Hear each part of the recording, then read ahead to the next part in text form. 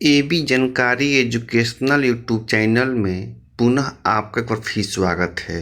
और आज के इस वीडियो का टॉपिक है वह बिहार में बीएड में नामांकन से संबंधित है। जैसा कि आपको जानकारी है कि बिहार के किसी भी विश्वविद्यालय के किसी भी बीएड कॉलेज में 2020-22 सेशन में नामांकन कराना चाहते हैं तो सबसे पहले आपको ललित नारायण मिथिला विश्वविद्यालय द्वारा लिया गया कंबाइंड टेस्ट पास करना है। तो आप सभी पास कर चुके हैं और उसका काउंसलिंग अब हो रहा है। तो आज मैं काउंसलिंग के बारे में विस्तार से जानकारी दूंगा जिससे कि अब कोई भी समस्या नहीं आए। तो अब हम सीधे चलते हैं कि काउंसलिंग में क्या होगा, कैसे होगा, वही सब जानकारी हम आपको इस वीडियो के माध्यम से उपलब्ध करा रहे हैं। क्योंकि मूल रूप से काउंसलिंग मुख्य है। जिस कॉलेज में आप चाहेंगे तो काउंसलिंग के माध्यम से वह कॉलेज आपको नामांकन करने के लिए अनुमति देगा और 2 साल उसी कॉलेज में आपको पढ़ना होगा। तो सीधे चलते हैं कि काउंसलिंग से संबंधित ललित नारायण मिथिला यूनिवर्सिटी का क्या रेगुलेशन है, क्या क्या उसमें करना है, इसी वीडियो के माध्यम से हम आपको बता रहे हैं। एक बात और कि अगर आपको किसी प्रकार की समस्या है तो आप कमेंट करके आप हमसे पूछ सकते हैं कि और आगे आपको क्या करना है। तो सीधे चलते हैं कि काउंसलिंग संबंधित ललित नारायण मिथिला विश्वविद्यालय द्वारा क्या रूल बनाया गया है, तो वहीं चलते हैं। तो अभी आपके स्क्रीन पर जो दिखाई दे रहा है यही है ललित नारायण मिथिला विश्वविद्यालय द्वारा लिया गया कंबाइंड टेस्ट के बाद काउंसलिंग संबंधित नियमावली, जो भी स्क्रीन पर दिखाई दे रहा है। अगर स्पष्ट रूप से दिखाई नहीं दे रहा है तो आप इसकी क्वालिटी बढ़ाकर स्पष्ट रूप से इसको देख सकते हैं, या फिर इस कटिंग को पाना चाहते हैं तो आप हमारा जो है अकाउंट एक है ट्विटर पर, वहाँ पर भी जाके इसको पा सकते हैं, या फिर टेलीग्राम पर भी जाइए। एबी जानकारी नाम का टेलीग्राम चैनल है, वहाँ पे इसको अपलोड कर दिया गया है। तो सीधे चलते हैं क्या जानकारी है कि काउंसलिंग रिपोर्ट ये है। और ऊपर देखिए सबसे ऊपर लिखा हुआ है काउंसलिंग प्रोसेस, मैंने काउंसलिंग से संबंधित क्या क्या प्रोसेस है।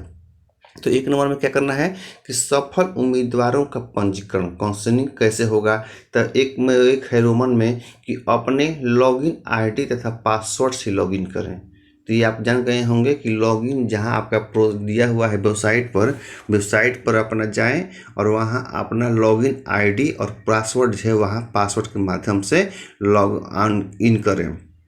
उसके बाद परिणाम जो आएगा रैंक और अन्य विवरण जांच कर ले। वहाँ पे प्रवेश के लिए विश्वविद्यालय चुने, तो वहाँ पे आप जब लॉगिन आपका हो जाएगा तो वहाँ पे बहुत सारे विश्वविद्यालय का नाम दिया गया है।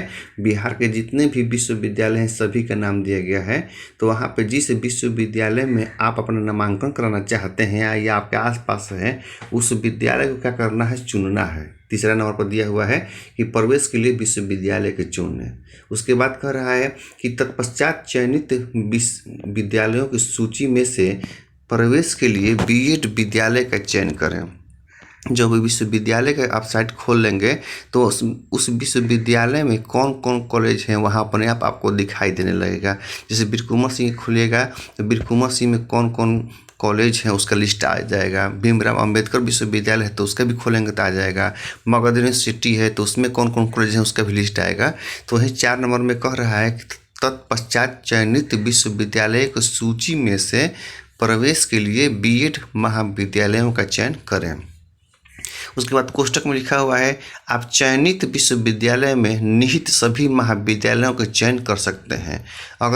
ध्यान दीजिए, अगर मान लीजिए कि बीर कुंवर सिंह विश्वविद्यालय में 10 कॉलेज हैं तो 10 में से 10 का आप सिलेक्शन कर सकते हैं, लेकिन जो 1 नंबर पर सिलेक्ट करेंगे वहीं आपको कॉलेज जो है मिलेगा। और 5वां में कह रहा है कि कॉलेजों के चयन के बाद उन्हें वरीयता दें। जैसे मान के चलिए कि आप 10 कॉलेज का चयन कर लेंगे तो वरीयता दीजिए कि पहले कौन चाहते हैं। 10 कॉलेज तो पहले मिलेगा नहीं, तो जिस कॉलेज में पहले आप नामांकन करना चाहते हैं उसको 1 नंबर पे लिखिए, और वो नहीं मिलेगा तो दूसरा नंबर में किसको चाह रहे हैं 2 नंबर में उसको लीजिए। तो जो 1 नंबर में लिए हैं अगर सीट खाली रहता है तो निश्चित रूप से वही कॉलेज आपको अलॉट कर दिया जाएगा। तो देखिए यहाँ पे दिया हुआ है 5 में कॉलेजों के चयन के बाद उन्हें वरीयता दें, मतलब कि जो कॉलेज आप 10 सिलेक्ट किए हैं उसमें 1 नंबर पे किसको रखना चाह रहे हैं उसको वरीयता के हिसाब से भरें।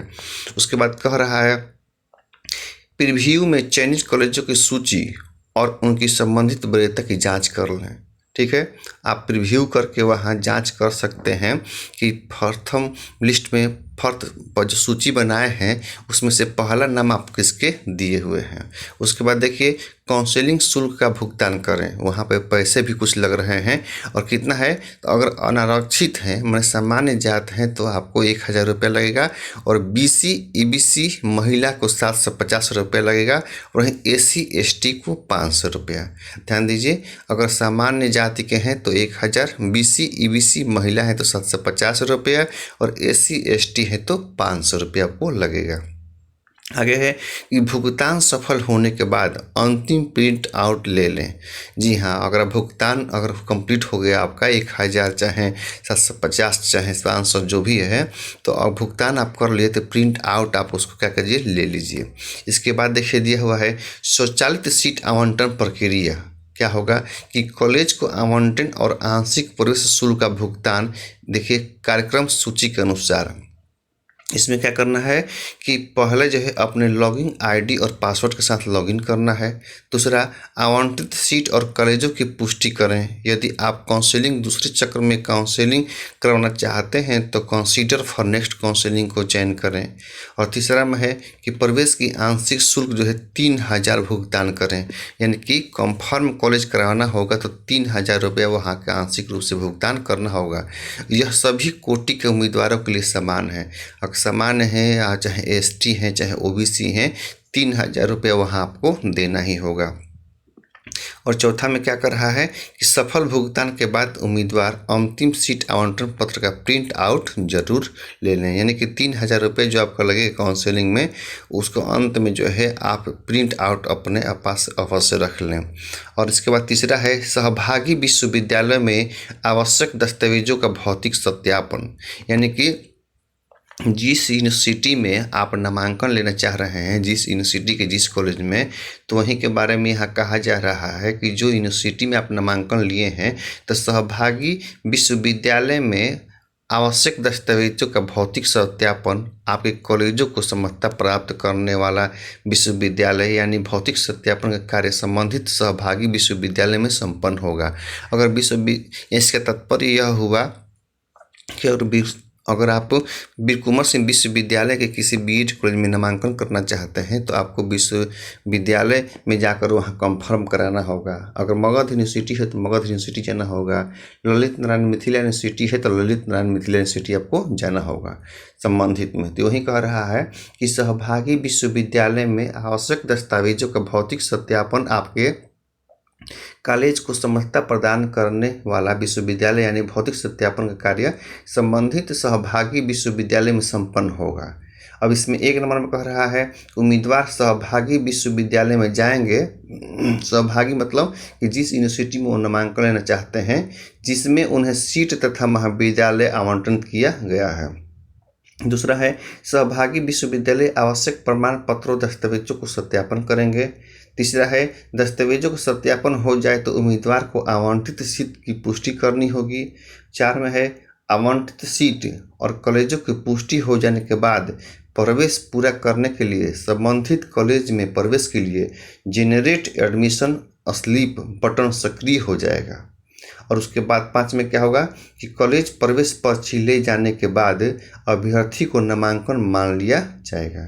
6 में है कि प्रवेश प्रक्रिया पूरी करने के लिए उम्मीदवार को आवंटित कॉलेज में प्रवेश की शेष राशि का भुगतान करना पड़ेगा।